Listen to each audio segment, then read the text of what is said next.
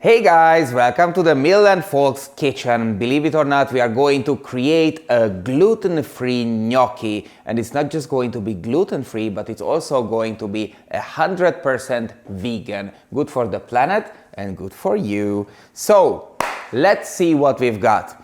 We've got here some potatoes, which is essential for the gnocchi, but if you feel like you are in an experimental mood, you can totally replace it with, for example, sweet potato. Kohlrabi is a genius idea. You can do it with celery roots and even pumpkin, for example. And here we have this magical powder, this fairy dust that you know you want, and that's the gnocchi flour mix. Actually, it's noodle, but you know, everything can be replaced with everything in my philosophy. So, what are we going to put on our gnocchi? We have here some precious onions. Onions are my absolute favorite things in the world. And then we have here green peas. Look how beautiful they are. We have some fresh baby spinach, and apart from all of this, we have some secret ingredients. This one here is nutritional yeast, which is basically like sort of a parmesan for the vegans. It's really cheesy. It has a texture and a flavor of cheese. The cashews are as well responsible for the cheesy texture, but you can also use sunflower seeds, for example. They are brilliant. They're a little bit cheaper. So if you're on a budget, go for the sunflower seeds. All right, let's get going. First of all, we are going to slice our onion.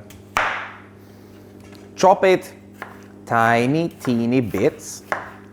It's not very important that they are equal, because actually we are going to grind them. When I'm frying onion, I'm making it sure that I'm using something that is naturally sweet. This can be agave syrup, it can be maple syrup. You can definitely use even some apples that you grind in, for example, in the frying pan. Time for the garlic. Best and easiest way, you crack it with a knife, you take off all the little peels, and then you just repeat it with at least 4 cloves. We have it all. Now let's fire up the frying pan as well. We're gonna have some olive oil. So I don't know how much you guys know about olive oil, but the most important thing about it is that you should probably use at least virgin, preferably extra virgin olive oil. Why? Simply because it's so much more flavorful. Especially when you're using it on salads, for example. Never, ever use that stuff that is put together of several different sort of olive oils. Another little trick that I'm usually doing is that I'm spicing the oil itself. Why am I doing such insanity? Well, simply because the hot oil is opening up the spices. It gives them a little bit of a extra special flavor, and when you are putting the spice in the oil becomes kind of like a pre-spiced oil. All the aromas are just opening up completely. So let's put the onions in. Here they go. Look at them, how they are sizzling. My favorite sound in the whole entire world. I just love it. So, what's the most important trick of frying onion? First of all, the biggest mistake that people are doing is that they are constantly mixing it because they are afraid that it's going to burn down. It's not going to burn down, guys. It's going to get just right. If you are constantly mixing it, it's going to get steamed instead of getting a healthy, nice, crispy color. So let it be. Practice your patience. More, don't touch the wooden spoon. What did I tell you? Good. We are taking the natural syrup. This one's agave, but feel free to use whichever you want. And we're gonna make a little bit of a circle around the onions. So we have here the gluten-free flours. We have here the potatoes. So we're going to use a fork to mash all the wonderful potatoes and spice it up. Here comes some salt and more salt and a bit more salt. Let's put some pepper. Lovely, spicy, aromatic, mixed pepper. And meanwhile, that's the color that we want. This is properly frying an onion. An onion is fried when your grandma would say that it's actually burned, okay? So this one is lovely. Before we are putting together gnocchi, let's go on with the sauce, all right? So I'm just going to add the green peas. And you guys can easily use mung beans, for example. You can definitely use red lentils if you want to take it to a different direction.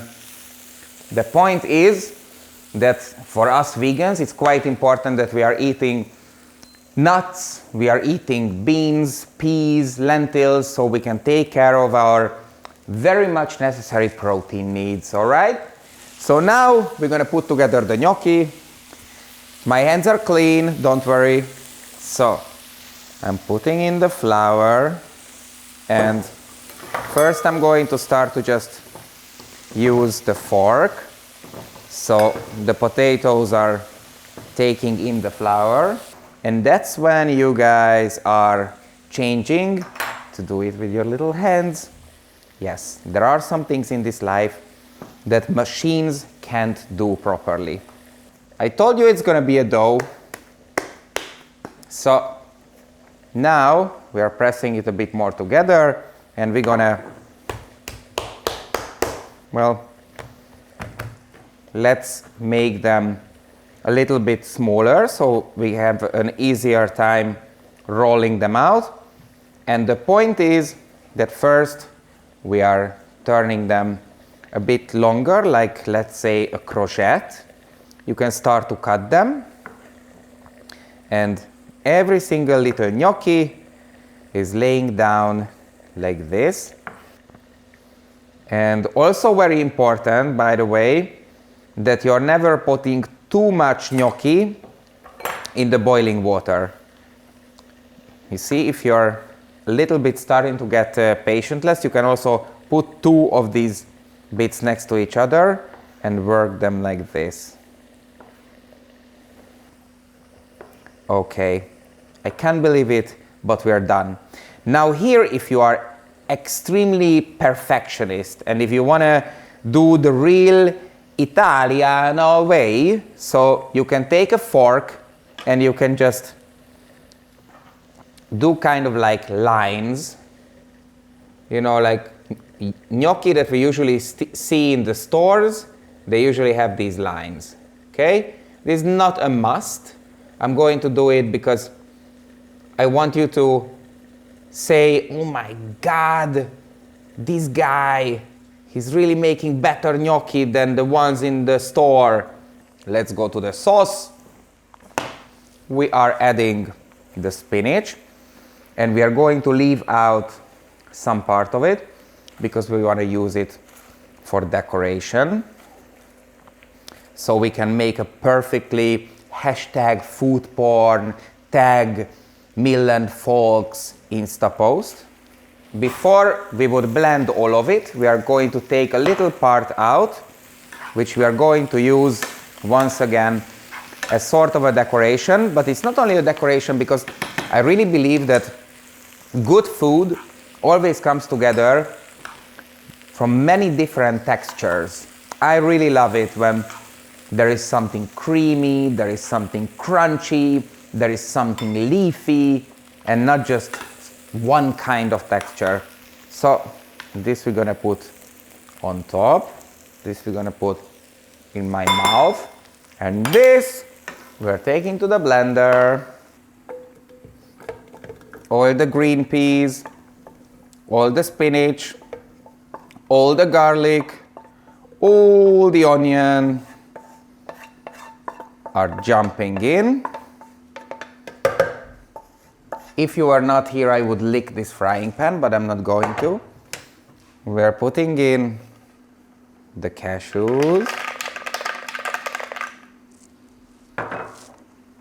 the nutritional yeast, and we are leaving out a little bit once again because we want this crispiness to stay. And this is coconut cream, but you guys can use any kind of plant-based milk. The thicker the better, because we want it to be really, really creamy.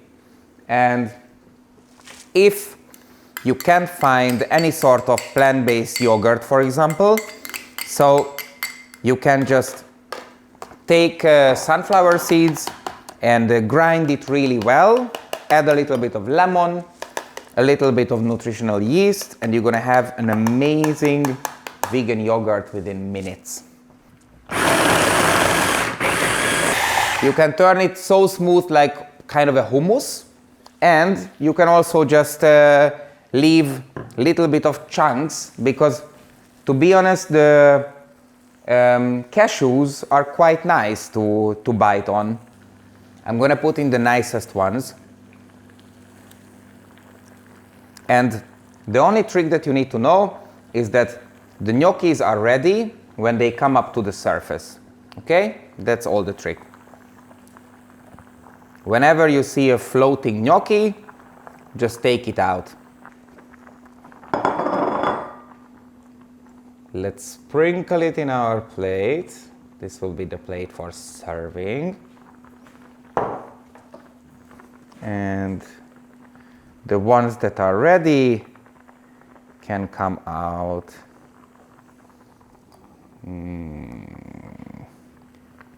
Beautiful. Try to get rid of the water as much as possible.